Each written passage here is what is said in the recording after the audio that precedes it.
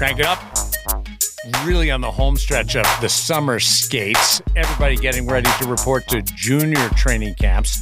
And the European side, they're already into the preseason. There's a lot going on in the goalie world. Darren Millard along with David Hutchison, Kevin Woodley. It's InGoal Radio, the podcast. Got a great one coming forward today for you. And one of the things that I'm excited about is just the little pops of new gear that we're seeing. Different styles, different sets, different approaches, some switches. But this is the sort of Christmas Eve of goaltending.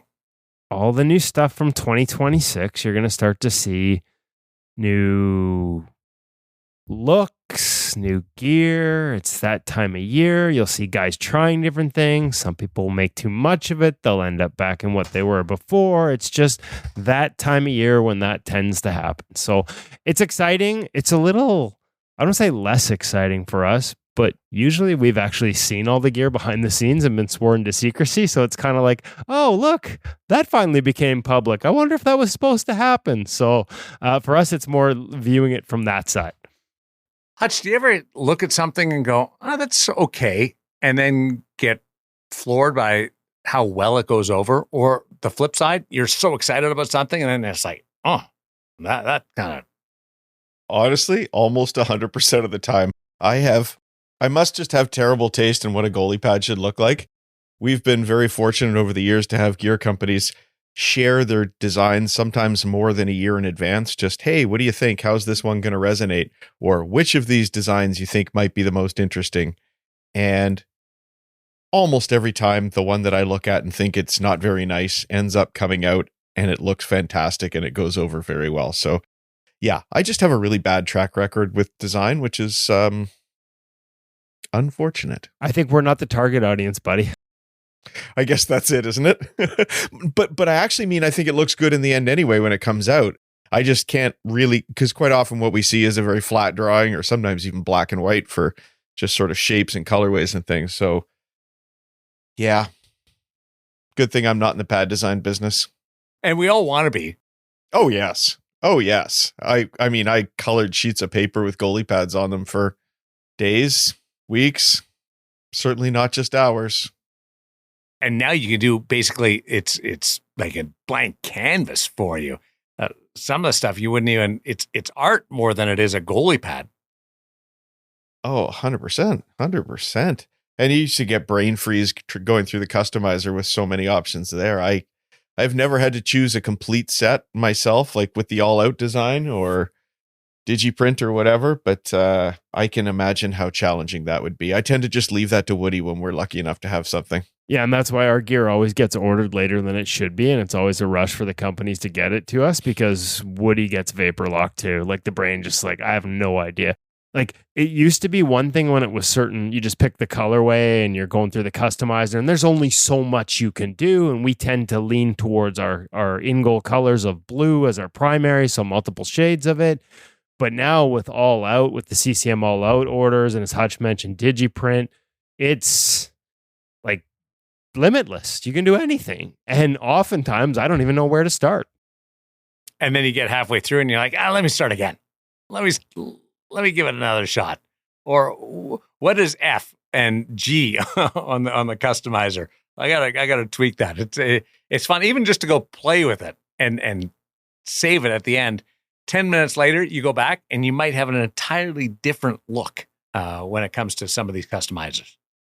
And that's the problem. We get to the end and you're like, you know what? I'm just going to sit on this till tomorrow. I'll come back and see. And then you come back tomorrow and you're like, no, I'm going to start from scratch. And then, pretty soon tomorrow's 3 or 4 weeks later and I still haven't ordered the gear for the following season. So, and I can, there's people over at CCM right now that as they listen to this are just nodding along. Yep. Idiot. Not. How do you design those arms of yours then, Woody? Much like when CCM has a graphic artist to help, my tattoo artist comes up with these designs. I am not a visual person. I lean on others. So is it easier doing the digiprint than it is the customizer with selecting your colors? Is that more straightforward? No way. No, well, they have great. Then you have all the options. Yeah, they have great people to help you. But at the end of the day, like that limitlessness you just don't know where to go. And I don't think visually. So something in my mind, and actually Hutch give me cracks here about my sleeves on my tattoos on my arms, like what I picture in my mind when you take it to an artist, they're like, no, like that doesn't work, buddy. Like, I don't know what kind of fantasy world you're living in, but either A, we can't execute that, or it's going to look like hot garbage on your arms. Same with the pads. So fortunately, they have actual graphic artists to help you be like, I understand what you're doing here, but it just won't work. Let's try this. And so they guide you along. But even knowing where to start, like you're like, let's do something retro. And there are so many different ways you can go. So it's a fun process, but for those of us that are, graphically design challenged, it can be a tough one. I think the retro look, in a way, is a bailout look. When you're trying to come up with something and you go through like 15 different approaches and nothing works, and then you go, you know what? I'm going to go back to what I loved when I was growing up. And that ends up being something that pops for you. So that's what you've seen this year's E-Flex 7s that we have? You've seen our E-Flex 7s then. Thanks, Darren. Appreciate that. No, like in a good way. Yeah. I bailed out in a good way. Thanks, Darren. Appreciate that, buddy. Look at Darren backpedals with the best I of them. didn't know that that's what you guys did. I'm just saying that's where I would be with it. Oh, put in some B-rolls. It's true, Darren. It's true, but I got to say that this year's was inspired. I just loved it. It was actually Hutch's son's playing partner at the start of last year with the Giants, Burke Hood, who was drafted, I think, by the New York Islanders this year. It was just a super clean retro graphic that we really loved. And the idea of being able to take the knee rolls, which are printed on, and they look realistic. Like they do. Like people think you're wearing a vintage set. But being able to take the knee rolls and have the top an InGoal logo and the bottom knee roll, the CCM logo, like incorporate the design a little bit and incorporate our logo. And the execution by CCM was so good. So yeah, it was a bailout, Darren, for sure, but I think it came off quite nicely. Sometimes you need it. Get going down the hill too fast, or you're not going fast enough. Are we friends again? Can we be friends again? Can we start over? That's how you end up with really messy tattoo sleeves on your arms. Is when you start with one thing and then try and cover it up with something else. It's called the cover up. There's no way to cover up, Pat. Got Cody Porter coming up in the NHL Centurina feature interview. Visual Edge Pro Reads. Charlie Lindgren standing by. Stop at Goaltending You, the app parent segment. We'll just look ahead to the start of the season from a parental perspective. And the Hockey Shop, source of sports Langley, thehockeyshop.com, which presents InGoal Radio, the podcast gear segment. We're going to get into it in Brian's. Second price point from Brian's. But before we get to that, let's talk about some of the latest offerings from the Hockey Shop, because it may be back to hockey, and there is the back to hockey sale on at the Hockey Shop, so discounts on previous lines. But they've also still got new gear coming in. The CCM Vision Stick, that is Vizion, Vision spelt with a Z. They're taking pre-orders right now. Z, not Z. It is pre-order time. So even here in August, as everybody gets ready to go back to hockey, back to school, there is new gear still arriving at the Hockey Shop source for sports. And that's what makes it our favorite place to shop. There's always the latest and the greatest, but also great sales on previous lines. So you get the best of both worlds right now at the Hockey Shop source for sports or thehockeyshop.com. Make sure you check out the sales or any of the new gear coming in, and their expert staff can help you decide what gear is best for your game, or to throw it to the parent segment, what's best for your child's game. And that's often not the top of the line gear. They'll give you honest answers from their staff who know the position, play the position, to help save you money where applicable. So make sure you give them a call. Check them out. Hockey Shop, source for sports, thehockeyshop.com. They have too much fun over there. Like every time something pops up on my social feed, they're having a blast. They're doing something unique. And I think, geez, I'd like to work there. Is that what every day's like over there? Every time we're there, they're running around filming things. So pretty much, I think so. You should get a job there, Darren. They'd love to have you. I would love that. That would be amazing.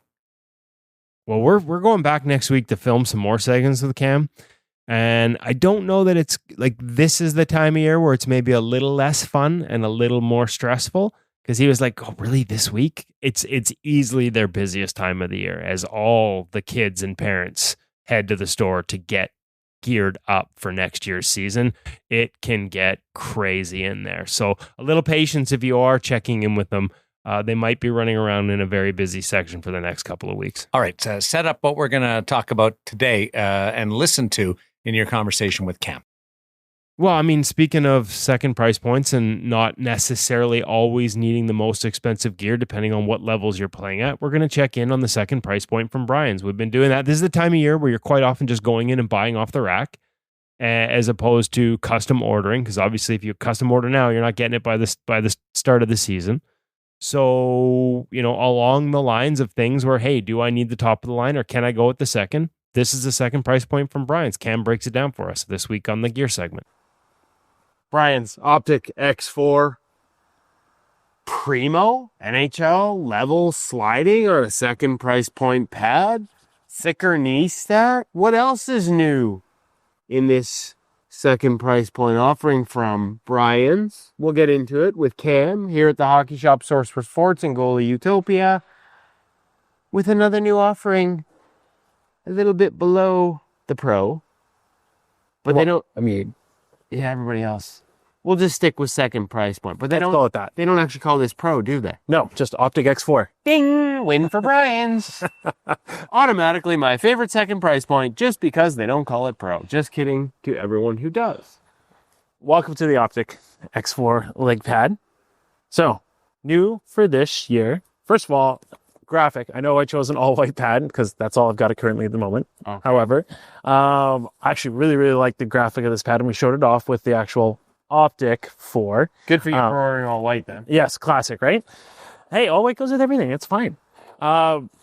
Big things that kind of jump out. I like that graphic, but the profile of the pad. So for the first time, that Optik series mid-range price point now matches the profile and some of the stiffness profile of what we would find in that pro top-end price point. Which is So stiffer and more of what we'll call that Z-shape kind of style. So much more aggressive curvature at the break at the knee, for example.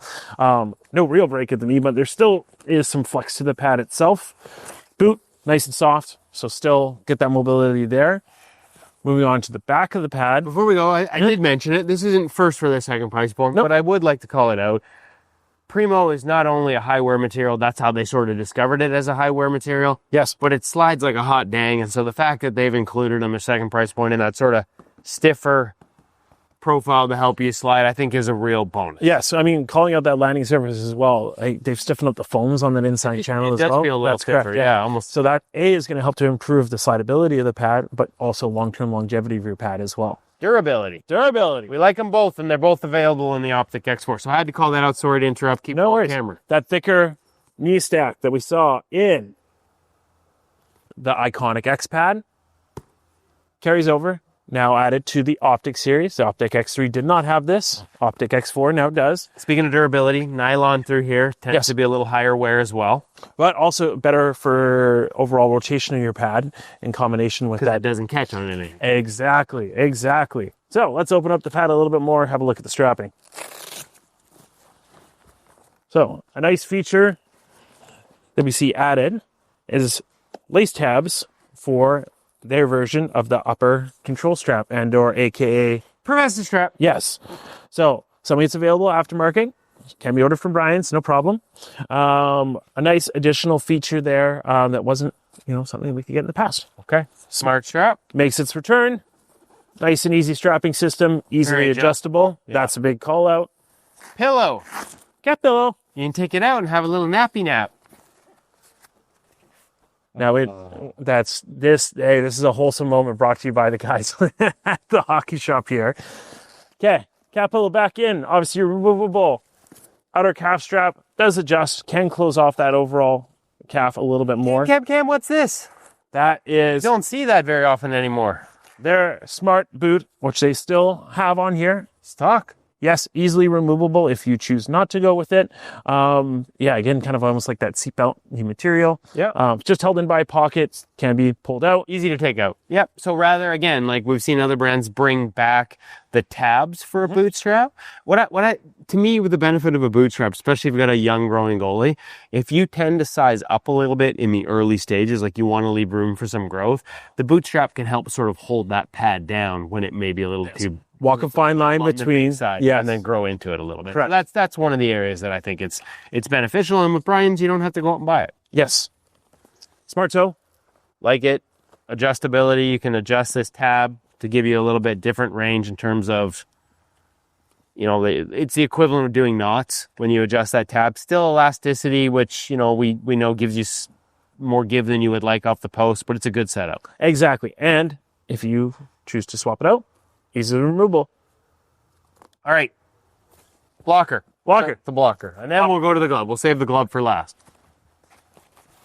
So, X4 blocker, very well, very open at the actual cup piece itself. I do find that my hand position is mounted up a little bit higher, say even versus. Give you a little more reach down low. Exactly. But I really have good balance and mobility out of this for a mid-level blocker. Tightish fitting palm, not the tightest one we've ever. More pillows. Stealing the thunder today. He's falling asleep again, folks. Oh, it's a stay Velcro. There we go. Is there 2 pillows? 2 removable pillows. Oh, I'm going to have the best nap ever. At some point, I'll be able to let you know that also there's a removable sidewall pillow as well. 2 removable pillows. Give me the pillows. So if you were to take that off, the one thing I do notice, though, it will aid in the mobility of the blocker on the side. You can really feel it against the side, but that is going to bend in as well. So you can potentially You finally have shoulders for the first time. A little bit of coverage. All right.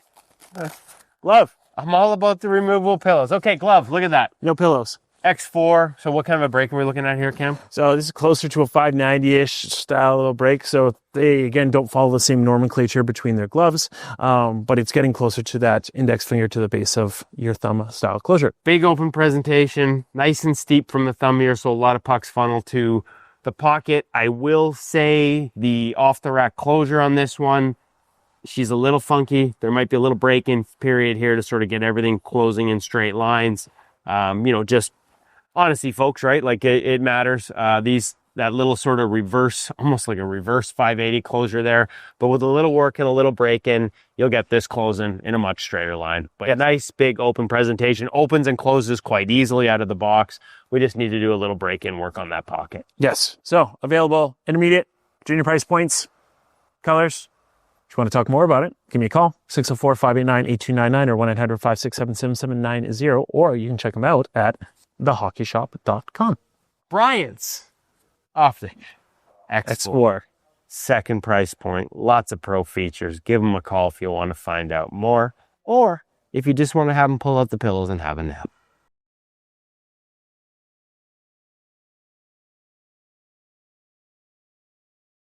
Have I ever told you, you guys have great chemistry, Woody? Well, I appreciate that. We've been told to mellow out the chemistry at times in the past. I've been a little critical of Cam in some episodes, a little harsh with poor Cam in some episodes. But the truth is, we kid and we tease because we love. He's a great guy who knows his job really well. And oh my God, his head's going to be huge if he hears this. I better just back off right now. I think it's Cam's wife's burner account that keeps criticizing you. I was more meaning chemistry as in like every now and then there's a big blow up in the lab. Like Abbott and Costello type chemistry? Yeah. Like sometimes there's an explosion in there. It's not pretty. That's what I was meaning about great chemistry. Well, that's what it looks like after every time we leave. It looks like there's been an explosion because there's like 5 or 6 segments worth of gear scattered all over, and poor Cam has to clean it up while we try and pack up all the audio and video and lighting equipment and get out of there before the store opens. Hutch, you got to do like a pan over from where Woody and Cam are sitting, and then give us a look at the pile of equipment that you guys have just run through or you're running through. Give us some perspective on it. A little bit of BTS action this week. I love that. Let's see what we can do for you. And maybe you'll have to text me early Text me early on Monday. All right. And maybe we can get Woody to give Cam a little PDA. Just a little warming up, some bonding. Make sure everybody. If I put on a big enough chest protector and make him wear one too, we might get a hug. Yeah. That would be fun. That's the break-in of the upper body. Can you guys give each other a good hug? That's fun. Stop It Goaltending You, the app parent segment, brought to you by Stop It Goaltending You, the app. It's fun. It's going to be great what Hutch has in for us today. But first, a little bit of a mention and a message from Stop It Goaltending. Well, we talk about Stop It Goaltending You, the app, and how they bring you new content every week. This week, there's a pep segment with video of Sergei Bobrovsky. There's a breakdown of styles, comparing David Riddick and Jordan Binnington and watching through a game of some of their tendencies. But my favorite this week is one we talk about a lot, the quick primers, quick 1-minute hits every day. And this week's primers from the past week are about taking inventory of what you did this summer. And it's great advice because it's all geared towards what you're going to do next summer. So look back and reflect. In fact, maybe write it down. And with your Stop It Goaltending You app subscription, you get access to the Stop It Goaltending Journal. So write it down, what you did this summer that you liked, what worked, what didn't, and why, so that when it comes time to next summer in April or May, you've got less guesswork about how you're going to approach the off season, because you'll be able to reflect and see what worked, what you liked, and bring that into how you set up the following summer. So a great sort of journaling piece of advice. There's 5 different ones Monday through Friday that you can go back and look through at the Stop It Goaltending app to help reflect on what you did this summer and set you up for a better offseason next year. That's just the type of advice you get every week on the Stop It Goaltending You app. And of course, with every subscription to Stop It Goaltending You, the app, you get a subscription to InGoal Magazine Premium, combining the best of both worlds.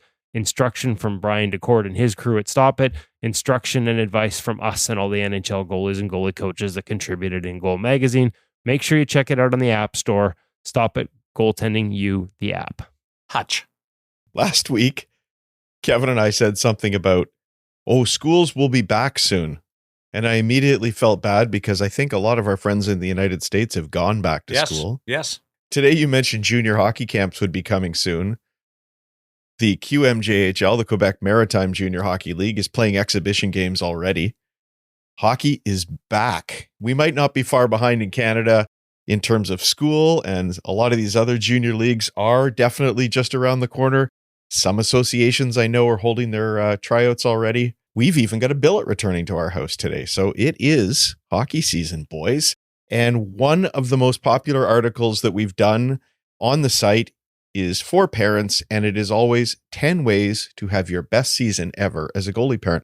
I revisit it every year around this time, and I thought I'd revisit it again. I've updated it slightly. We're going to start with 5, and then next week we'll bring in another 5, a chance in between. Anybody who's listening and would like to chime in with some of their own ideas, I would love to hear from you. Whether you head over to the site and drop it at the bottom of the article, or send me a note, parents@ingoalmag.com as always. And let's just get going in no particular order. The first, cheer for the other goalie on your team, even in tryouts. You want your child to have their best year because of how they play, not because somebody else struggles. Having a playing partner they like and respect with a healthy and fun, competitive relationship, it makes for a great season. And it's a lot better to take a positive attitude in every day rather than just sitting grumpy in the stands, hoping for bad things happen so your kid will look good. It's tryout time now, and the same goes for those. I don't know what it's like where everybody else is, but around here, the rink is always eerily quiet during scrimmages at tryout time. Well, we always cheered, and we cheered for all the goalies on the ice. You want your kid to earn their spot, not back into it. You want to be the leader in creating a positive environment. We around here have come to believe in karma, or the hockey gods, as some people like to call it. So I try not to even think bad thoughts about the other goalies. Number 2, don't make excuses this year when talking with your child or others. It is a team game. We win as a team. We lose as a team. It is not okay to say to your kid, if only your defense had covered that guy, or if only the forwards had back checked. The bottom line is our job is to be here when our team makes mistakes. If they were perfect, you wouldn't be facing any shots. Flip it around. Do you want to hear parents in the stands saying, if only the goalie had stopped that shot? Now, it's only normal for wanting to support your kid after a tough game, and it's absolutely okay to put the game into context. That was a tough game. You had more grade A chances than ever, or more grade A chances than the guy at the other end, whatever it might be. But that's way different than saying your defense sucked tonight. There are better ways after a tough game of helping your child, and we'll have that in a second coming up. On a related note, we're also not fans of saying you're the only reason your team won today. That's something a lot of parents do say to their kids. Somebody scored if you won. Somebody back-checked. Somebody cleared a rebound. Tell your kid they had a fantastic game and they were a big part of that win, but let's keep the team concept here. Number 3, this is a big one for not just goalie parents, all hockey parents, and that's don't waste time comparing your child to anybody else. It's one that we all do, at very least in our thoughts, but that comparison only leads to frustration eventually. Remember, your child is on their own path. It's the reality of development, and it's important to understand and acknowledge that. You'll hear it in our feature interview today, actually, something pretty interesting about that. Hockey is hard enough without feeling you've got to meet somebody else's timeline. Do you think it's a problem your kid isn't seen as the best at age 10 or 11? Well, we've had NHL goalies on this show that didn't really start until they were 11 or 12 years old. Whether their partner's having a better season or the kid down the road is playing for maybe an apparently better team or league, it just doesn't matter. If your 14-year-old is playing at a lower level than a 13-year-old, it doesn't matter. I acknowledge it's hard. It's only natural to want more. And yes, kids who seem, quote, better at whatever age do seem to get more opportunities. But hang in there. You have your own path. Make the most of whatever situation you're in and become the best you can. You might be a late developer and pass those kids in a few years. You might not. It doesn't matter. Focus on today. Enjoy the game. Good things will happen and you'll have a great season. After all, the point of this whole thing is just to have fun, build friendships, and learn and develop as a person. And the same goes for those of you out there who are ahead. Doesn't matter. Be proud of your accomplishments, absolutely. But you still need to keep working hard and keep having fun. Be yourself, be your own goalie. Number 4, find something good each game to celebrate, parents. Like golf, where one good shot keeps us coming back, one good save or one good play does a world of good for a goalie. I've told this one before. I watched a friend's son get absolutely torched for about a dozen at a very young age. And he came off the ice with a big smile on his face. And the first thing he said was, "Did you see that glove save?" That's a fantastic attitude I think we can all learn from. If you're more experienced, you can try something I've always done with my son and other goalies I've coached right up to junior. Find one thing they did that we were working on in practice or that your son or daughter was working on in practice and celebrate it. Any parent can do this. Just have a conversation with them and ask them what they've been working on and what they'd like you to spot during a game. It might even be something that ended in a goal, like beating a pass on their feet with speed where others might slide, or maybe staying on a pass with their eyes or looking off the puck, another foreshadow today's feature interview, when there isn't another threat. I tell them that was the highlight of the night for me. They begin to take pride in those small details, and believe me, what you praise gets repeated as you model focusing on the process and not on the results. Number 5, last one for this week. Bit of a bugbear for a lot of goalies. Don't say great game when it wasn't. We know you only want to help parents, but most goalies know when it wasn't a great game and they hate hearing it. So try these instead. I love you. I'm proud of you. I love to watch you play. Sorry it was a tough game, but really proud of the effort you made today. Just give them a hug. Now, on the other hand, sometimes you've got an uber competitive child who's going to think they had a bad game when really they didn't. We're going to have a little bit more to follow up on that one next week because I think we need to address that as well. So that's 5, guys. There's going to be at least 5 more next week. I hope there's a few more that people send me. What's on your to-do list this year, parents, for having your best season ever? Maybe we can call them new season's resolutions. parents@ingoalmag.com. Your mention of how quiet the rink is during tryouts, Mhm. I never thought of it, but that's true. It's uncomfortable. Yeah, Like, what's wrong with cheering during a tryout? because people are afraid to be perceived as cheering against somebody. That's how I read it. Yeah, I mean, everybody's nervous in tryouts, and the whole thing is really uncomfortable. You know, the best year ever for that was COVID.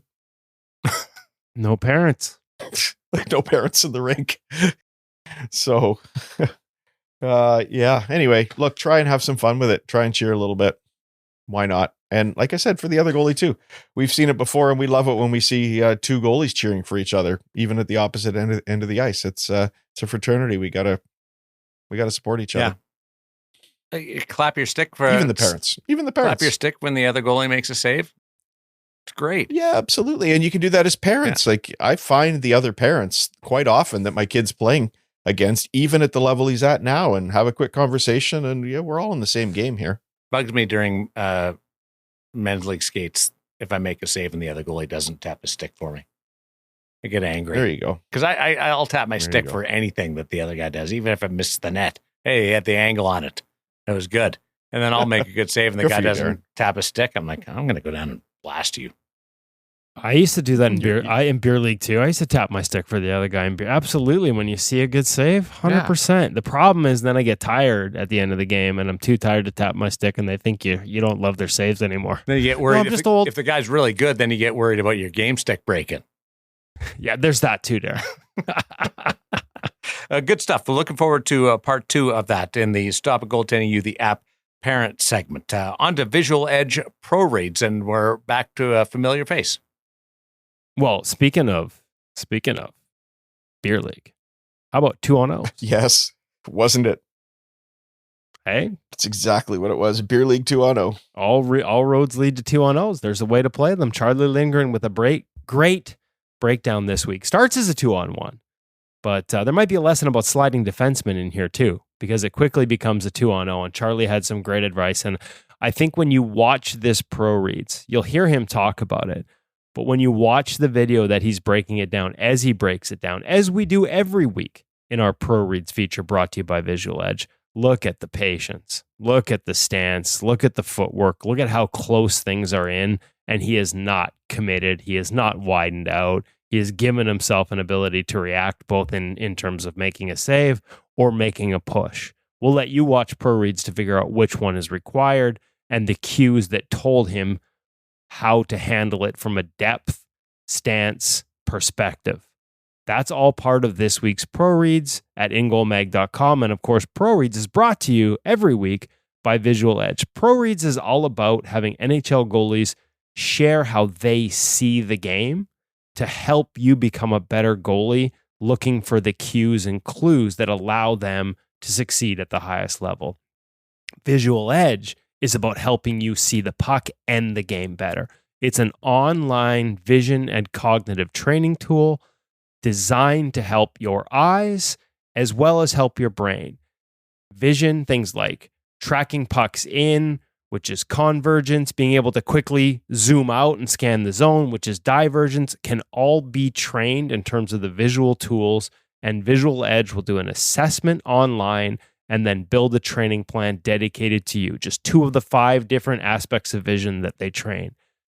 It will also help you get your mind warm. Jordan Binnington, 4 Nations gold medal winner, used it every day as a warm-up mechanism for both his eyes and his mind, uses it in the NHL, used it at the 4 Nations. It's a great tool to help you get ready to play. Make sure you check out in our Pro Reads each week a discount special to InGoal magazine subscribers to save a bunch on Visual Edge. And if you're not a subscriber, just use the code InGoal to save, and not quite as much, but still have good savings on Visual Edge. Mention of the 4 Nations tournament. The orientation camps taking place in the next 10 days. Team Canada, Team USA for the Milan Olympics, and Team Canada inviting 3 goaltenders, same 3 guys that participated on Team Canada in February. And Team USA expanded its group, Joey Daccord. Now, is Joey Daccord not a free agent internationally? Not anymore because he went to the Nope. World Championships. Won a with World the USA. Championship this year. Locks him down for Team USA. All right. And good for him. Long time, Joey's been a big supporter of ours over the years, been really generous with his time, whether it's pro reads or the podcast, and good for him. A guy who kind of much like our feature guest this week, like a bit of a late bloomer, right? Like in college, not getting scouted early on, talked about not having offers from prep schools or the top prep schools when he was coming up in Boston. So, and here he is on the short list amongst the 4 goaltenders at the Olympic orientation camp. Now, I can ask you, Darren, to flip the script here. Why wouldn't you? They're not going on the ice. It's more of a conceptual, like systems discussion and I guess team building for both these camps. But as I understand it, they're not going on the ice. Why wouldn't you invite more than just the 3 you had last year if you're Canada? Yeah, both nations. Open it up to 5. Your depth chart there. Well, there's 4, I think the Americans invited 44, so 4 goaltenders. You've basically got 1 extra goalie, but double the size of the roster. Yeah. I thought they would be each go with 5 goaltenders, and yeah, just for experience.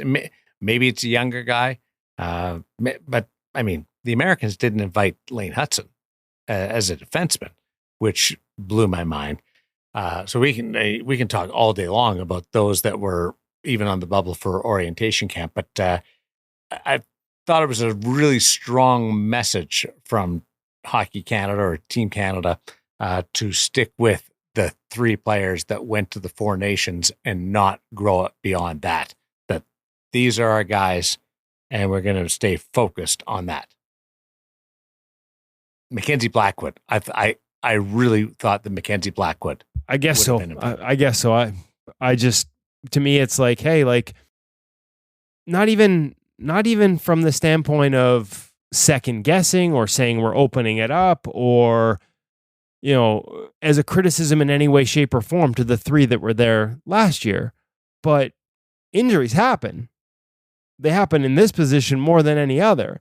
And if this camp actually has real value, if it actually has substantive value in terms of understanding what you're planning on doing and making sure that everybody's on the same page, wouldn't you want a couple more options in case of injury? What if the Hockey Canada brass had just decided these are our guys, this is who we're going with, and Woody, your point is quite correct that injuries happen, but maybe they don't want to have to draw that line and upset somebody who isn't amongst that number 5 or 6 or 4, I guess, in this case.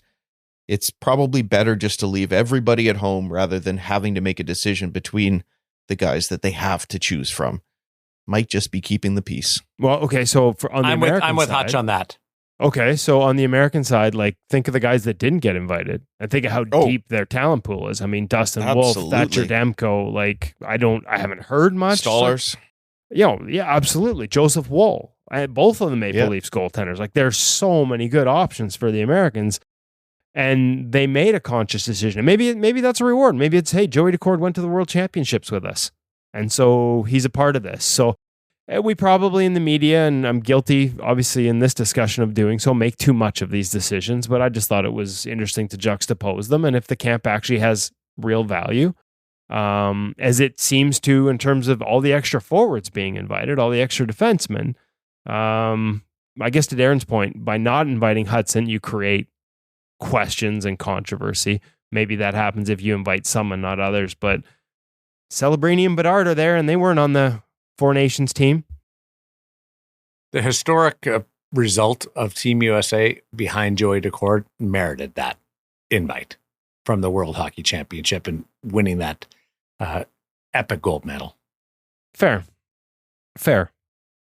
I like that we got into this. Hey, you think Thatcher Demko coming second in the Vezina Trophy voting a year ago is maybe earned it too, but it's sort of, it's very much the Hockey Canada way, isn't it? Once you're in the system, somebody has to really knock you off or you're staying in the system. And in a sense, they're rewarding Joey for a job well done at the World Championship. When you think of Joey Decord, what's the first part of his game that jumps to mind? Because I have something and I'm curious if it's the same thing with you guys.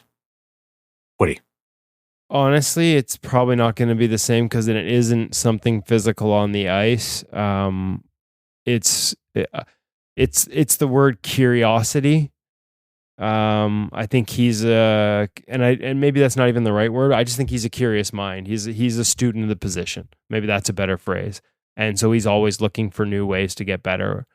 He just released a YouTube video. Actually, we retweeted it right before we came on air, looking at some of the physical training that he talked to us last summer on the podcast about. Remember, you guys talked when he was talking to us about sort of this restorative, different style of training. He released a YouTube video on it. And to me, it's just another example of him going out and finding more different new things to get that extra 1 or 2% every year, whether it's NHL Sense Arena and the way he uses that. Like, to me, he's a no stone unturned guy. And I know that's not something on the ice, Darren, but it's the first thing that jumps out to me is why he continues to get better as the years go on, is he's always looking for ways to get better. He's not resting on his laurels at any point. Anything for you, Hutch? Yeah, two things. Personality rings a bell in the sense that he just comes across as this eternally positive person who, if he ends up in a situation where he's on the outside looking in, I think he brings real value. Do you call him a glue guy in the room in a sense? He certainly seems like that sort of a positive personality. But just in terms of watching him play, I love watching Joey Daccord puck handle. And that was something that Jordan Binnington really brought to Team Canada. And maybe he gets the opportunity to bring that too. I was going to say skating. So puck handling kind of goes with that. They go together. His skating is beautiful. Mm-hmm. He makes it look effortless, which we all know it's a really hard thing. It's not. But he can not only sort of make things happen while stick handling with his feet, but he gets there so perfectly behind the net. Like it just, everybody else is busting their hump to stop that rim. He's standing there waiting for it, which is really impressive. Can you skate like that? Agreed. Well, no, I can't. But there's a good lesson there, Darren, I think, on how we all talk about puck handling and that it's more than just your ability to move it. It's the ability to get there and stop it first and foremost. It's a great call out by you. Takes away a lot of the heat from yourself. You don't have to rush it nearly as much if you're there in time and by yourself a half second more. Oh, and you see so many young goalies when they go to play the puck, it's almost like they adjust their speed so they can arrive just in time with the puck. Like, how about get your butts out there, give yourself time to look up ice, and that's something that good skating ability can let you do. Well, or even just stopping it. Like, just, as much as we look at puck handling, I mean, most puck handling is like most times it's a leave. Yeah. But if you get out there early and set it up and allow your defenseman to skate on it versus not getting there at all, a number of times I look at a hard rim and I'm like, he could have gotten that and stopped that. And it's the difference between an extended time in the zone because the other team sets up a forecheck, or your defenseman coming back and collecting it off a good leave and helping you break out of the zone. Like, that's a massive part of the game. When we talk about puck handling goalies, to me, stopping the puck behind the net is a big part of that. And there's a huge difference between guys that do and don't. Great conversation coming up in our NHL Sense Arena feature interview. But before we slide over to Cody Porter, what's happening with NHL Sense Arena? Hutch. Well, Darren, I mentioned new season's resolutions a few minutes ago, and here's one worth adding to your list. Work NHL Sense Arena into your training this season. It is the ever-evolving virtual reality platform built for goaltenders. Just last week, they added, as we told you, NCAA shooters to the system. They've already got NHL and PWHL shooters in there, and they just keep adding more and more. They roll out new training plans all the time. They host regular competitions. And of course, there's the NHL Sense Arena Goalie Advancement Program, a structured 3-part program that will guide you through development in 3 crucial areas: reading the release, mastering your angles, and dealing with traffic. You can see very detailed reviews of the first 2 of those up on InGoal, and you'll be seeing the third and not too long down the road. And while we can't share the details yet, Darren, we just heard about a big new feature coming that I'm sure you're going to love in NHL Sense Arena. With NHL Sense Arena, you get realistic training year-round, wherever you are. Even Kevin Woodley in Hawaii could be training with it this afternoon.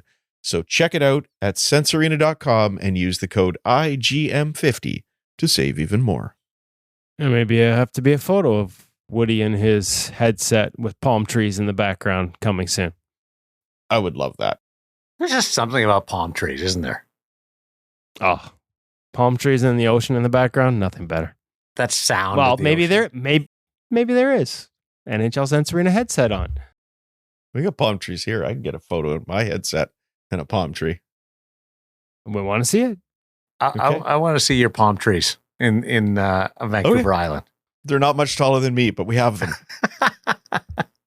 So, Hutch, see, I have to share this now because obviously we've established that I'm not at home. But we went on a hike yesterday to see a waterfall, and I had InGoal merch on because of course I did. Attaboy. I'm all about the branding. I typically look like an InGoal logo threw up on me when I go out the door. So the lady says, "Oh, you're a hockey guy," and she starts asking questions about where I'm from. And she says, to your point about palm trees in Nanaimo, she says, I think it was her sister or sister-in-law lives on Vancouver Island. And she says, it's the most beautiful island in the world.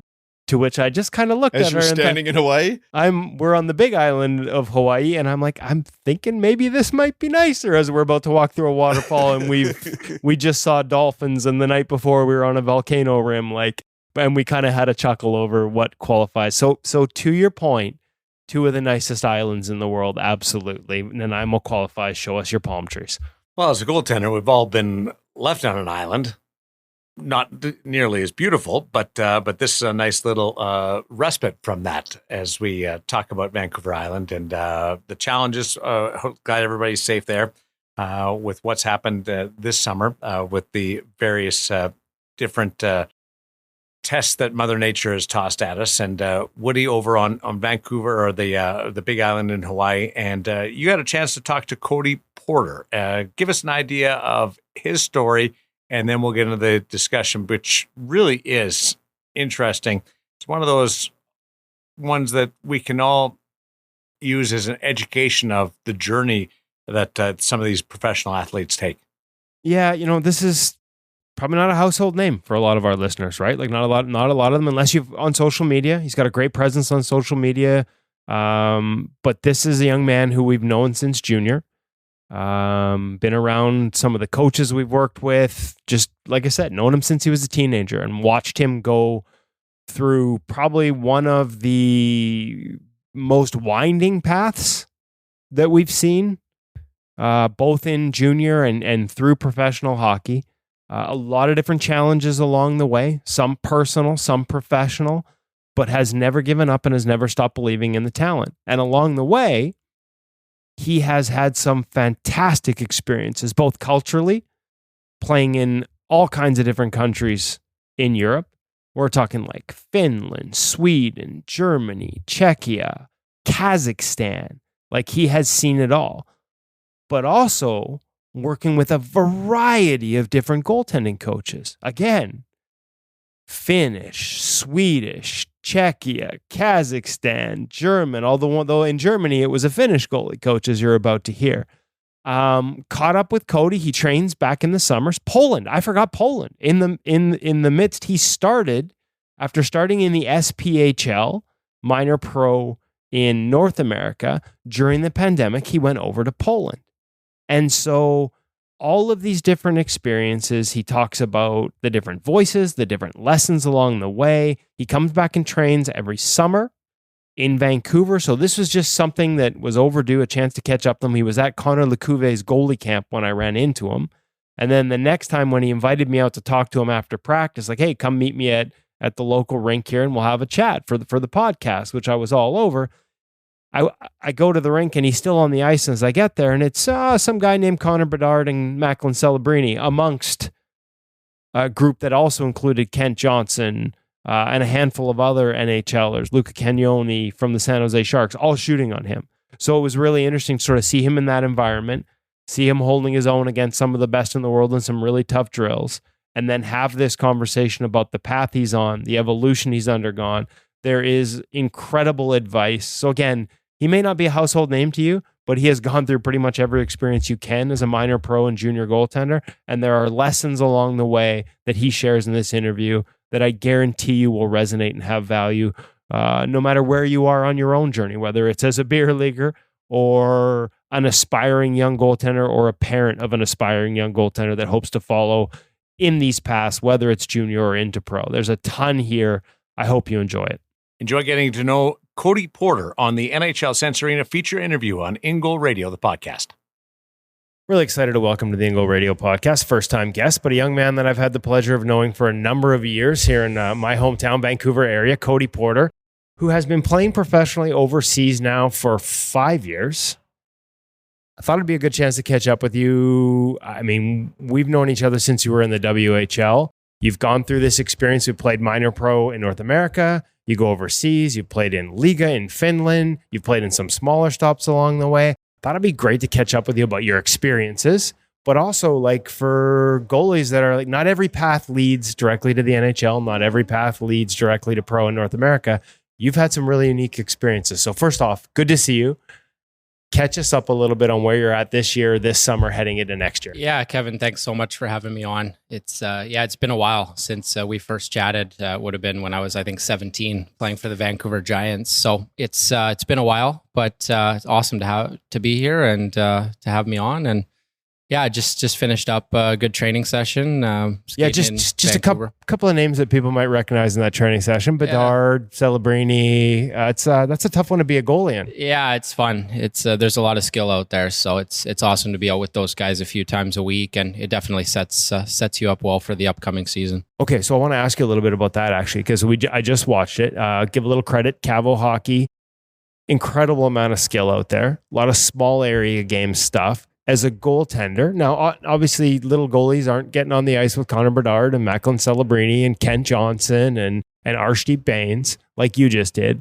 But how do you approach that? Because there was a whole bunch out there that is not necessarily goalie friendly. So how do you find moments in skates like that? How do you approach it mentally so that you're getting better in a situation that's not about you? Yeah, that's a great question, because it can be sometimes you go into the skate a little bit with the wrong mindset. You're worried about, am I making saves or goals going in? And the big key for me is picking 3 things that I want to work on in the practice and really nailing those down. And for me out here, it's been play reading, because obviously things are happening really fast.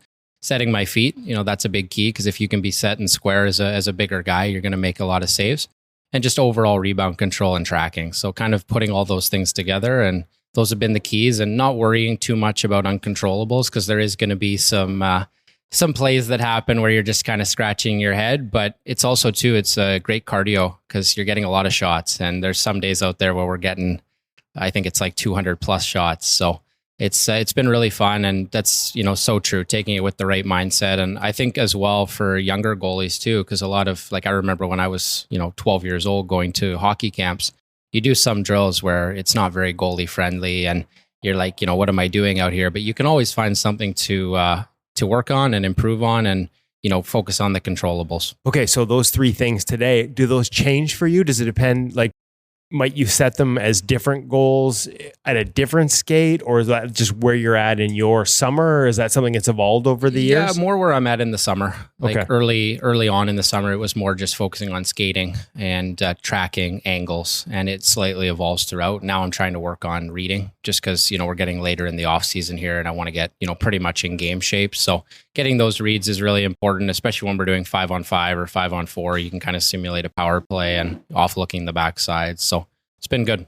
Learning to read the play, learning to get better reading. How do you do it? Like, because I got to be honest with you, the speed with which they were playing out there, I probably would have needed to record everything and play it back at 1/4 speed to have a chance to anticipate anything out there. But what's the focus when we say reading the play? It's such a catch-all, but what for you is the focus on how to get better at? What are you looking for? Well, I think one of the consistent things, and I'm sure you guys have seen it on your pro reads with everybody who's come on, is just finding the next most dangerous threat, really off looking and figuring out, okay, if there's a player in the corner, is he really that big of a threat, or is a guy that's right in the slot the bigger threat? And, if let's say a player has the puck coming off of the weak side half wall, but there's a player in the slot, I'm going to back my, inside skate off and try to make sure that if he passes, I can get set and give myself a good chance to make the save. Okay. So just, similar to what you would in a game. Like, yeah. It's funny. I see like half ice, small area games, and I didn't even think I always think of bigger pictures and bigger ice when I think of play reading, but you're out there working on those kind of things, flattening out, making sure you're set for the next opportunity. Yeah, and especially with these skates, so much of it is high danger that you're not getting many shots from area 3 and area 2, which, would be nice maybe for as a feel-good drill, but the reality is where they're shooting from in these skates is most of where goals go in a game. So it's great to hammer those home. Okay, so area 3 and area 2. So obviously you're using some zone mapping. Yeah. Might be some young goalies hearing that for the first time. Walk me through, if you're okay sharing it, how you map out a zone and how you think about those things. Yeah, so for me, like area 1 is like in the slot. So we're mapping it from basically the trapezoid line up to the face-off dot, up to the high part of the circle across. So it's basically inner slot hash marks. And then area 2 would be like top of the circle, a ring. And then area 3 would be the half wall up to the blue lines. Okay. Around there. Okay. And what's behind the net? Just be like a tracking zone. Okay. We just kind of like scan the next most dangerous. So when it's back there, that's where you're looking for the other offside areas. read.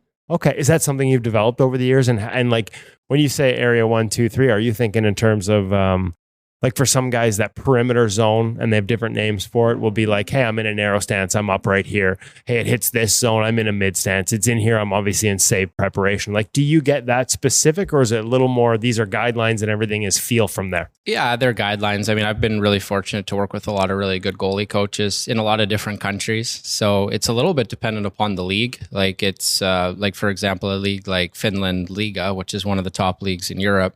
There's so much lateral. So you're basically playing off the post on everything. You're never really challenging much on the, like when there's perimeter stuff. So it kind of simplifies everything to, okay, what are we doing? And also what the team's philosophy is, because some teams are going to play things a little bit different. Are you playing, zone defense, man defense? It kind of changes with the situation. So it's just a general guideline. I think at the end of the day, when you're in the game, you don't want to be thinking too much. You just want to, read and react to play. And this summer and practices is the time to really get comfortable with it. Okay, so I want to get into some of the different influences because, like you said, you've had a lot of good goalie coaches over the years, including some you come back to in the off seasons in the summer. But also within that, especially when you were in North America, you had to move around a lot because you were looking for a place to play. Yep. So you're getting different voices, sometimes no voice. You probably don't have much help in terms of goalie coaching, but this is a challenge for this time of year for kids. You've been through it. You go from a summer coach that you trust to all of a sudden a new team and a new coach and a new voice. You need to impress that guy. He decides whether you play. You want to learn new things, but you also have to stay true to your game. Finding that balance with new voices. How do you do it as a goalie? Yeah, you got to trust your foundation. You got to trust what you have confidence in. What are your strong suits? And everyone's going to be different. Every goalie's going to be better at some things than somebody else. And you have to really find what works for you and then kind of figure out what can be added and what can be taken away. I've been really fortunate to have a lot of good goalie coaches, from the time I was growing up. Obviously, Sean Murray was a big influence in my both playing career, but also in my life. And, in the Western Hockey League, I was fortunate to have some good goaltending coaches. Eli Wilson was really big for me in Vancouver, basically changed my style. I think I went there at 16 when I was like about to turn 17, and I played a very athletic style and, was kind of trying to play that like Jonathan Quick style. And during that whole season, he basically changed it and calmed it down. And that was a big change for me. And, in Calgary, I was fortunate to work with Jason LaBarbera and Darcy Wakaluk. So both good coaches there. And like you had said, like in my early 20s, I didn't really have that coaching with the teams I had been on in North America, the minor pro teams. You don't have a goalie coach. Even a lot of teams in the East Coast League level, they don't have goalie coaches. So which is a major oversight in my mind. It is, yeah. And it's unfortunate, but, that was kind of, for me, something that I had to, at the time, I was on the phone basically 2-3 times a week with Sean, and we were kind of mapping out, okay, like, what do you think about this? And we basically had to do it virtual because there was no goalie coach there. And then when I first went to Europe, which was just, during COVID, to get an opportunity to play, because the team I had signed with in the East Coast League for that season, they weren't playing because I think only like 12 teams ended up playing. Yeah. So I ended up going over to Poland, and there was a goalie coach part-time, but he didn't speak any English. I didn't really get to know him at all. Like, he wasn't really a full-time guy. So I didn't really get anything there, but just kind of figuring it out. And it's a big transition when you go North America to Europe. If you've never been before, and then you add in during COVID, everything's shut down, no fans in the building. So it was a big Everything's adjustment. different. You got a cultural adjustment. Yep. You got a game style, a play style that's totally different as Yep. a goaltender. You got a rink. I'm not sure about Poland. Depends where you are, Yeah, but it different depends where size you are. rinks as well. What was that like? What was the hardest part It of was all tough. those things? Yeah, it was probably the toughest for the hockey standpoint. It was probably the toughest transition just because I had never played over there before. So everything was different. And I was only over there for 2.5 months because during COVID, they were different style contracts. And I only played 8 games. And I think 3 of the games I played, actually, I was sick. I had COVID near the end there. So it was not the most fun time, but it was a great learning experience, and it set me up really well for when I ended up going to Finland. And it was, but it was good to go through it, even though it maybe wasn't, from a success standpoint, didn't go perfectly. It was good. I got lots of shots. I was on a younger team, and it was fun. It was cool to see. Okay, so when you talk about learning what your foundations are and being able to sort of self-coach and get some outside help, like having to go talk to your old goalie coach and sort of almost like you're working with somebody, but he's not there with you. So you also have to be your own goalie coach. What are your foundations? What are the important parts? Not that other goalies are going to hear you and say, yeah, that's my foundation. I want that to be, but what elements of play do you think people should always have an awareness of? Like, is it positional? Is it mechanical, like tactical, technical? Like what parts should you be like, hey, this is my staple. This is my anchor. This is how I play. Yeah, I think for me, from my standpoint, my strength is skating. Like I've always been somebody that I'm a really strong skater, and it makes it a little bit easier because no matter the speed, I can always, be ahead of the play. And, for everyone, it's going to be a little bit different. I think that we're in an era right now where a lot of goalies are very strong technically growing up. Yep. And the tactical part of the game comes when you're a little bit older. And that's the play reading we just talked about. Yeah, the play reading. And for me, I didn't figure it out till I was 25. Like reading the play, it was, when I was in the Western Hockey League, I felt I had good technique, but my play reading, it was just a little bit late. And as I've gotten a little bit older, I feel like I've developed at a little bit later of a pace, which, we talk about late bloomers, and it was the same thing for me growing up as a kid. I never played AAA hockey till I was 15. My first year Bantam, I was on a tier 6 A3 team. Same thing, just worked hard and was able to play in the BC Hockey League at 16 and then, play 3 years in the Western Hockey League with Vancouver and Calgary and not going through the draft. So I kind of look at it the same thing in pro, that I really like where my game's headed. I feel like I'm improving every year. And, I feel like I'm getting better every year, where maybe some guys get better when they're a little bit younger. So again, it's a little bit different for everybody. Okay. So when you talk about your skating, when it's a strength, do you have to, at an earlier age, almost reel it in? Like as much as you want it to be a foundational part, and being a good skater is important, can it get you into trouble where it's like, hey, I can take more ice here because I can get back, but maybe taking more ice isn't always the best idea? Yeah, absolutely. I mean, really up until I was playing for Vancouver, that was the first time that I had to learn to play within the paint. Right. Because I was all over the place. And it's tough to make a backdoor save when you're 3 feet out of the paint.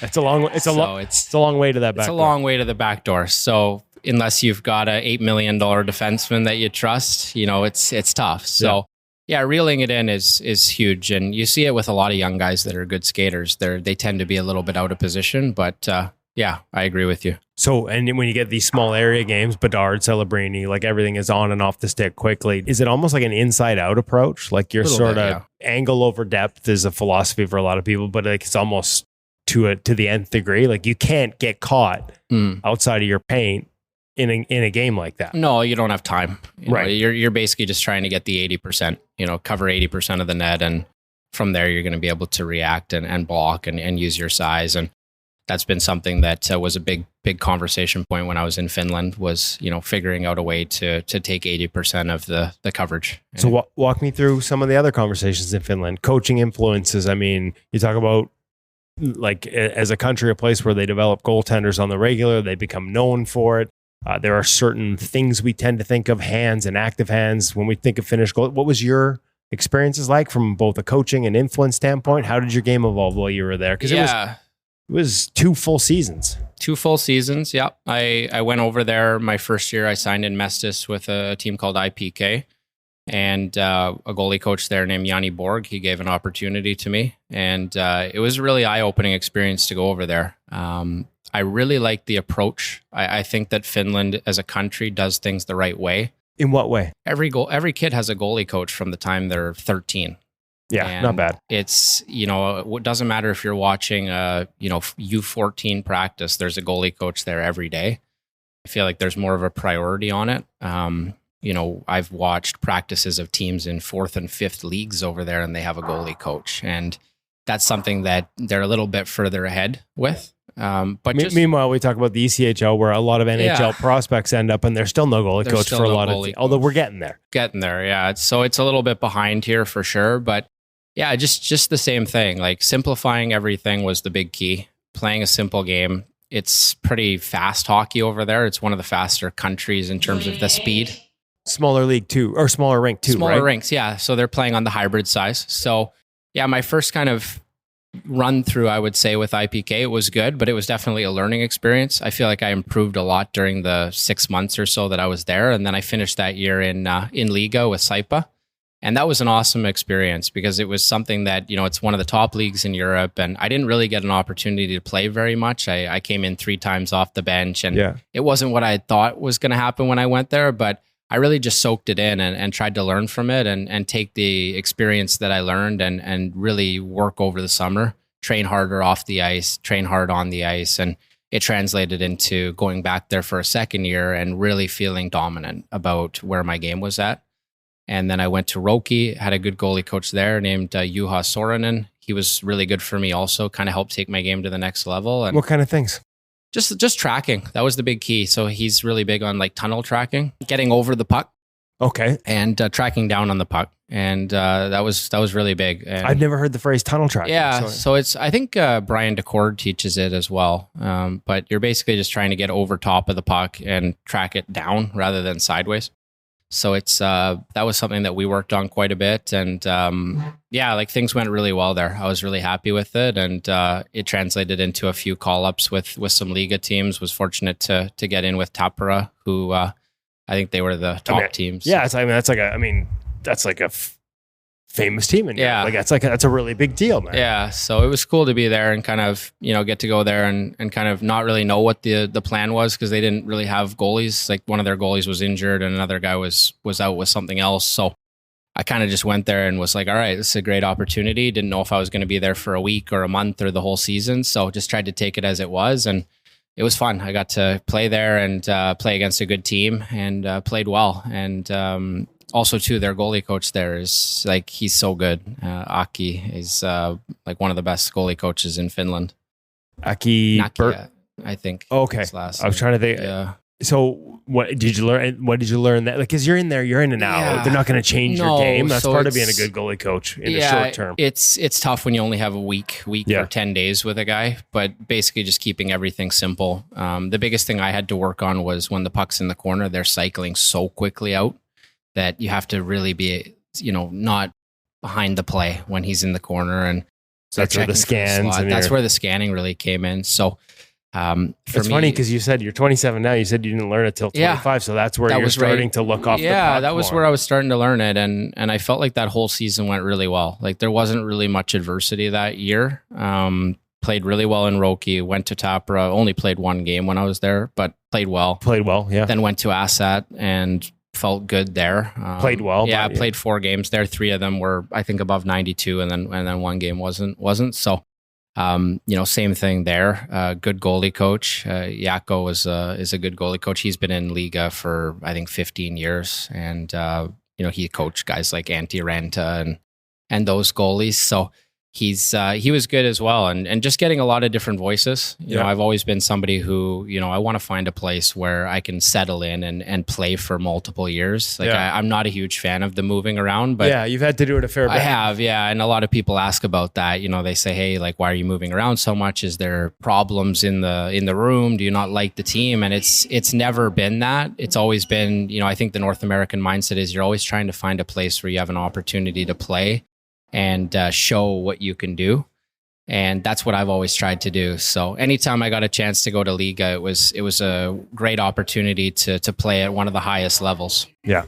And when you talked about, different voices, can you give me an example from him? The last, like, one thing that you took? Are you trying to take something away from each goalie coach? A little bit, yeah. I mean, like in Finland, everyone's so big on the hands. You know, they call it the Finnish hands. And I feel like I improved my hands so much when I was there. What kind of things did you do? Like, what kind of things were different? Because it's not like we're trying not to use our hands here or anywhere else that you've worked, but what kind of things did they do that place that focus that allowed you to feel like that? A little bit more reactionary drills. Like you really, every day was like, must have been like 40 or 50 pucks glove and then 40, 50 pucks blocker before the practice even started. Okay. And it just makes you feel a little bit less blocky. Okay. And I think there is a time to be like more blocking style. There are parts of the ice where you just got to get in the way. Yeah. And then there's also times where you can, catch the puck. And I feel like that's something that they're really big on. Yeah. Is, when you start becoming a little bit more reactive, your eyes are more engaged, your head's more engaged, you're tracking the puck better, and then everything feels easier. Everything slows down. When you talk about 40, 50 pucks each side, is this just warm-up stuff or is it a little more? Just warm-up stuff. So they're just building that routine of being comfortable catching. Yeah. Just building the routine. And for me, I loved Finland. Like it's, I spent 2 years there. It's somewhere that I'd love to go back to. Right. I think it's probably been the most enjoyable country I've been in terms of like just got to know so many people there, and it's really felt like a second home. I'm also a big fan of the goalie coaches there. After that, since then, you went to Allsvenskan, and spent some time in Czechia the year after. So walk me through, how that went down. Yeah. Swedish coaching, different style than different. the Finnish. The rinks are bigger. Sweden changes the everything. The rinks are bigger. I've had a lot of goalies tell me like the plays in the corner or on the wall, you got time for a cup of coffee before it comes to the net. It's different. It's Sweden was an interesting experience. It's always like been somewhere Allsvenskan, SHL. It's always been a league that I've wanted to play in.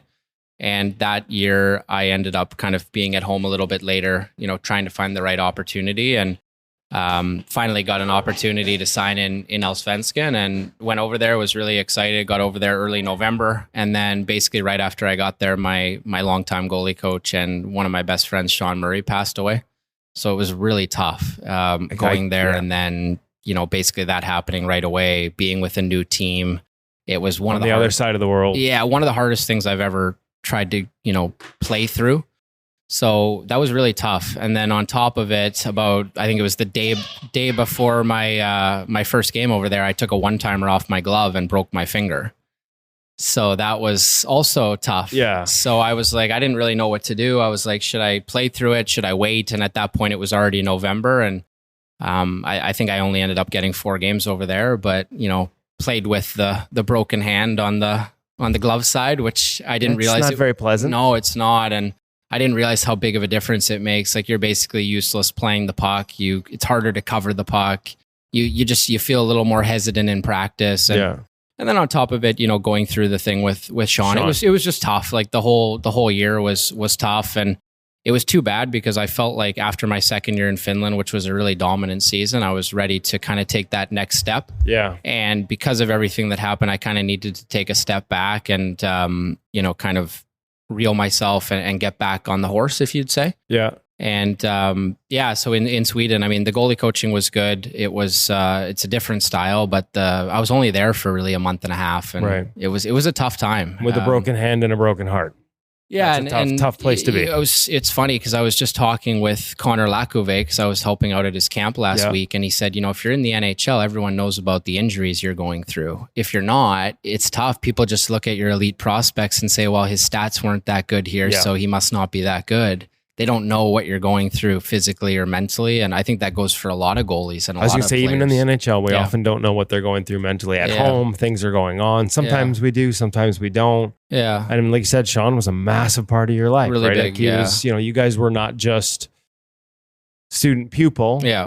Like you guys had you guys are friends. Yeah. So it was tough. And like the day before that happened, we talked for 2 hours on the phone and just about, settling into Sweden. And I was super excited. And I went from like a 10 out of 10 excitement to be there, ready to go, have a great year, to like a 1 out of 10. Just somebody pulls the door right out from your feet. It would have been nice to have already been established there a little bit and kind of know everybody on the team. But, you go through that and everyone handles it in a different way. And for me, it was just tough, tough to go through. And then basically at Christmas, because with the import stuff, they were like, hey, like we don't feel that your level's been up to what we expect, Yeah. which again, I had only played 4 games and was going through that, but they do what they do, and ended up finishing the year in Czech. And going there, I felt, okay, this could be a good opportunity to get some games. Just hit a little reset. Yeah, a little bit of a reset. I gave my hand was finally healed. That was January. And their starter there was supposed to get a surgery, and then he ended up not. So when I went there, they're like, well, what do we do? Because it was a second place team. And so I kind of got stuck into a little bit of like a third goalie role. And I mean, it was awesome. The team ended up winning the league, which was really cool. But yeah, just tried to work on myself every day and control the controllables. Which is easier to say than it is to do when it's that had a lot of calls emotional. with Pete Fry. Okay. Did a lot of work with him. I've talked with him since I was in the Western Hockey League, and the mental part of the game is so important. And it was great from a team perspective. Like, it was really nice to kind of see things from a different perspective and kind of just be a bit of a supporter, because when you're a third guy, you just got to work really hard in practice and be a good teammate.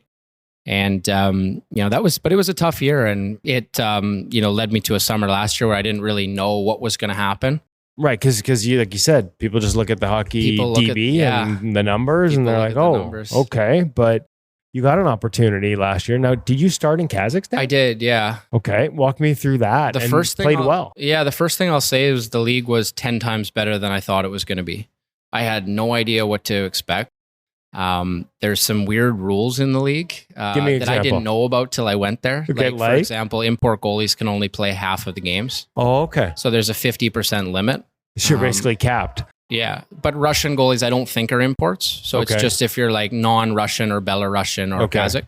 So I didn't know about that going there. So I was capped at 20 games because they had a shortened season last year because of a labor dispute. Yeah. And so it was only a 40-game season. Right. So I still played 17. Yeah, so I got up 916 to 17 save percentage. and, played well. Yeah, it was good because it's totally different style over there. It's really kind of like a North American style, very physical, a lot of one-timers, a lot of traffic. Direct game. Yeah, back on NHL size ice. Okay. Honestly, I've never played in a league where guys shoot so hard. That was the thing I noticed about there. A lot of strong, big guys, and it was good. It took a little bit of an adjustment period, but when you're only playing half the games, you're playing against a lot of good competition, and the top teams in that league were good. So actually, from that standpoint, I thought it was good, and also kind of to learn a little bit of the Russian style of goaltending. Like, we had a Russian goalie coach, Ivan Nalimov, who recently retired. I was just going to say, I recognize that name right away. He was in the Chicago Blackhawks system, and had a good career in the KHL, and he had to retire due to injuries. And he was awesome, like working with us and just kind of learning how to use our bodies a little bit more in different ways. Like, you see Bobrovsky play, and he's kicking his leg out and just moving different, become more of a more athletic, but not like an athletic goalie like we would call it here. Okay. Like, we're doing things off the ice, like front rolls, back rolls, just learning how to move your body in ways to make a save. Little old school, like it sounds like a little bit, yeah. Little Tretiak a little there. bit, yeah. And then you see it come into guys' games. Like, you see Bobrovsky in the finals, he's making saves, and you're like, well, how did he contort his body like that? Or a lot of goaltenders will see, Andrei Vasilevsky, the behind the back glove save is kind of his trademark, and just learning how to move your body in ways that you wouldn't normally think about, and then it just kind of happens in the game.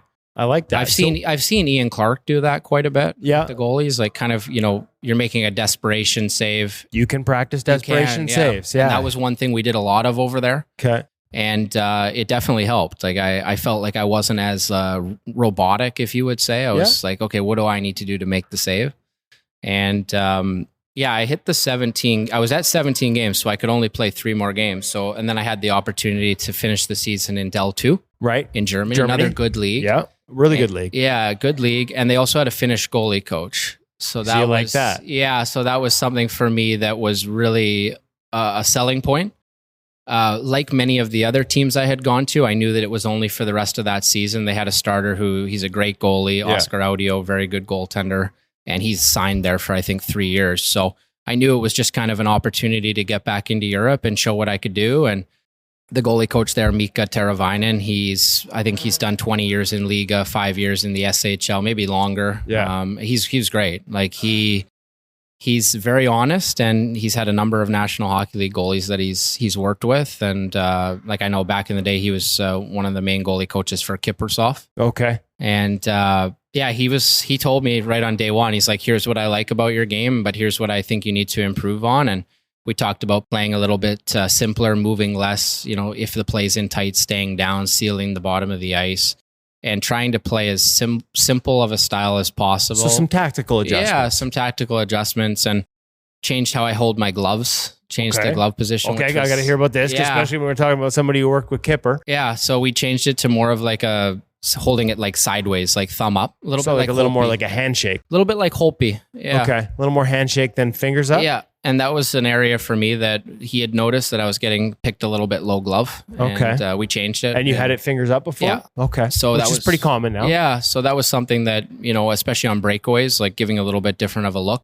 And we implemented it really fast, and I really liked his mindset. He was really direct. He was always very honest. Yeah. And I was there for 3 months, and I really felt I developed more in those 3 months than I have probably since my second year in Finland. Okay. And he was really hard on me, but in a good way. And he really took my game to the next level. And I've never been someone who's like looks at the statistics, because I think statistics can be a little bit of a lie. The reality for goaltending is all about what's happening in front of you. But right? I basically showed up 2 days later, played my first game, and then had a week to work with him before the next game. And after we started making some of the changes, I think I played 6 games there, but in my final 5 games, I was above 95%. Nice. And it's a great league. I don't know if people know much about, Del 1 is great. Del 2 is a really good league too. Yep. Both leagues don't have that many teams, so you're getting guys that go between the leagues, but felt really good and finished the year on a good note. And I felt like, okay, my game's in the best place that it's been.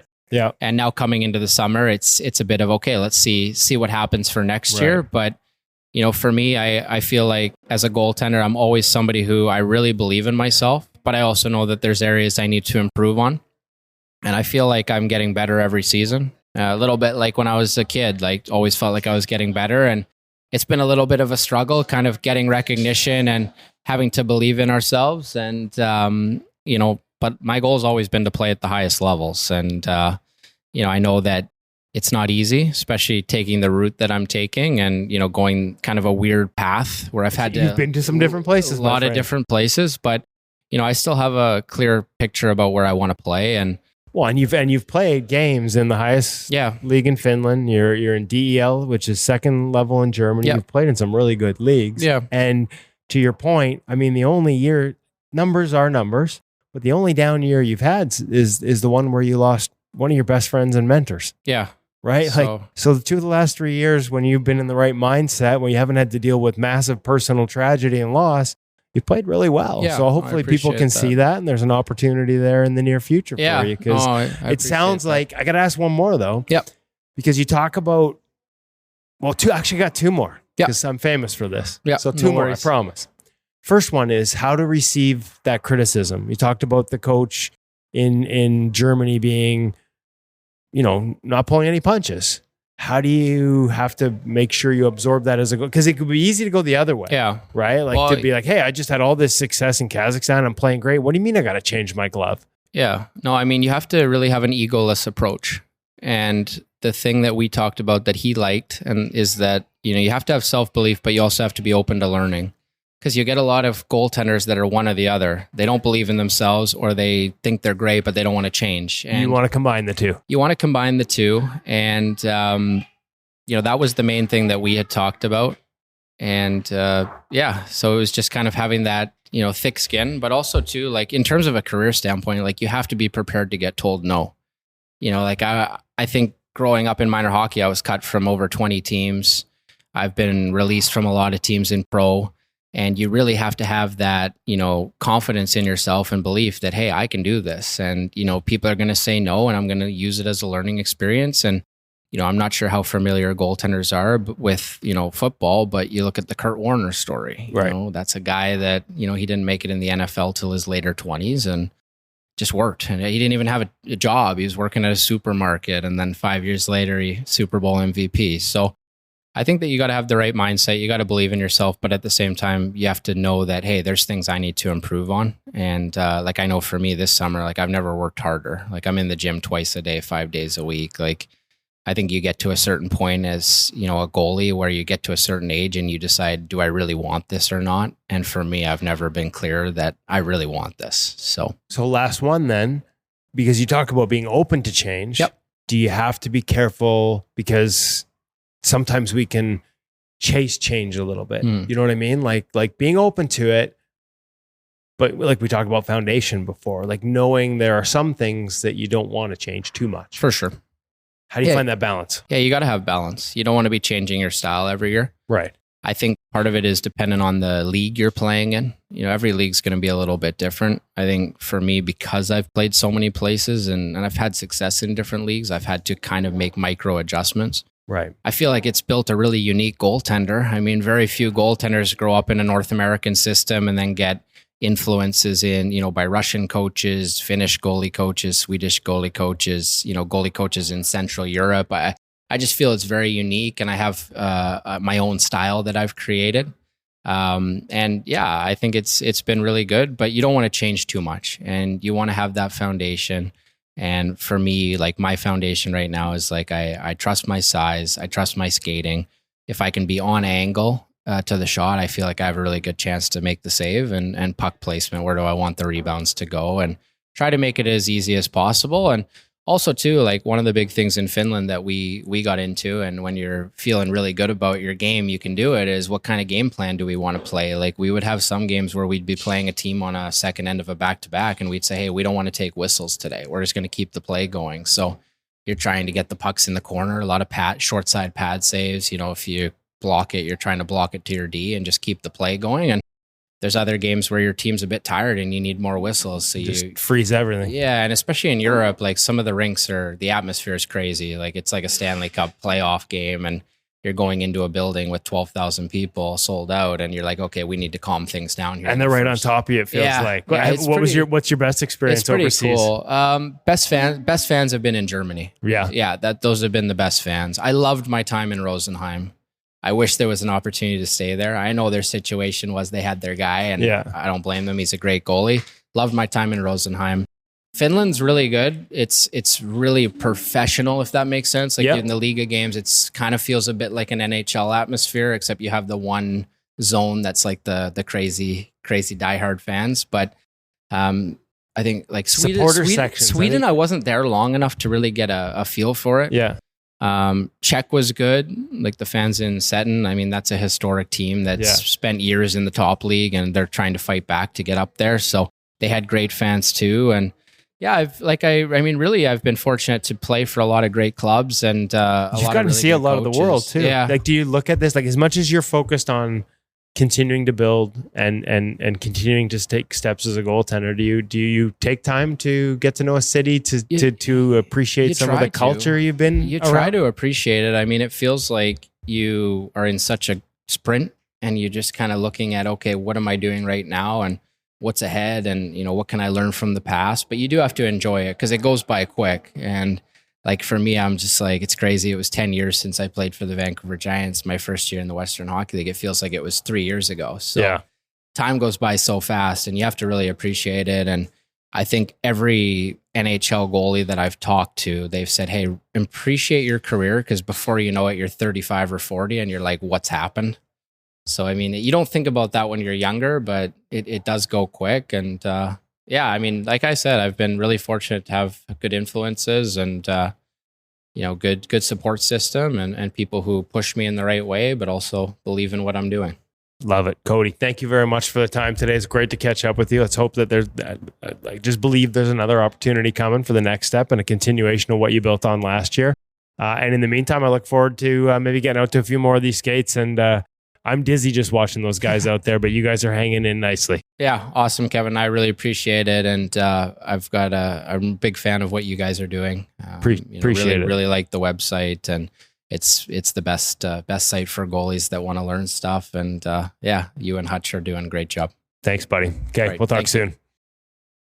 Take me back when Cody talked about getting over top of the puck and tunnel vision. Can you just break that down a little bit more? I wish I was recording video. We were talking in person, so it wasn't like a Zoom where you've got to. like getting over the puck, sort of having your chest over the puck and not pulling back off of it, I think is fairly common. I'd almost want to check in with him again. I don't want to put words in his mouth in terms of what he means by tunnel vision. But we've talked about things like whether it's box control or head trajectory, the idea of sort of having central vision, binocular vision might be something that a phrase that people use in terms of sort of middle of the socket, straight on the puck, straight lines at it, as opposed to relying on peripherals or having your head up and allowing your chest up, your shoulders back, and your head up on a shot that's going to end up underneath your vision. So I think it's just having your head on the puck is what he's talking about there. And again, tunnel vision is clearly a phrase that was used with him that has resonated. And I think there's a lesson here without having to define it for everyone. We've talked about this before. Quite often you'll see the late bloomer stuff or goalies take longer to develop. So many times with other goalies, I've seen it be a concept that isn't necessarily new, but is delivered with different language or in a different lesson, or maybe they're at a place in their career where they hear it differently and it really resonates and clicks and helps them find something in their game. So I'm not saying that's what this is with Cody, but it's a reminder that different phrasing, it's a reminder that we need to build out the goalie dictionary as well to sort of make sure that everybody understands what they mean by these things. And I don't want to put words in his mouth in terms of trying to define it for everybody, but that's how I was trying to imagine, are you sticking your neck forward and your head forward? Like that's sort of what I had in my mind, but I know that's obviously not what it is, but tilting. Yeah. Hutch is giving us hand signals. So that's and I'm trying to interpret, am I supposed to, like, is it hit and run on? Or am I supposed to steal second? What am I supposed to do here? No, you're just taking. I'm good at that. I take, interestingly enough, I mean, I have the baseball background. It's funny how many shots in hockey as a goalie I take on. I'm probably not supposed to be doing that, eh? Oh, just let that one go by. We're doing some cross ice 2-on-2 in the last few days at the skate with some of the guys in town, and Kira Schmidt is here.